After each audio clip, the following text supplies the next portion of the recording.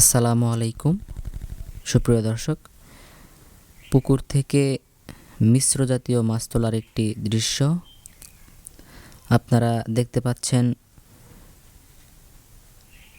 জেলেরা বিভিন্ন ধরনের মাছ সংগ্রহ করতেছেন। এটি একটি ছোট পুকুর এবং এখানে বিভিন্ন ধরনের মিশ্র জাতীয় মাছ চাষ করা হয়েছে এবং মাছগুলো অনেক বড় বড় হয়েছে। দেখুন, অনেক সুন্দর সুন্দর সিলভার মাছ, পাঙ্গাস মাছ, তারপর ঘাস কার্প, কালিবাউস, তেলাপিয়া সব ধরনের মাছই এখানে চাষ করা হয়েছে এবং মাছগুলো দেখতেও খুব সুন্দর। জেলেরা এবং যাদের পুকুর তারাও এখানে মাছ ধরার জন্য অংশগ্রহণ করেছে।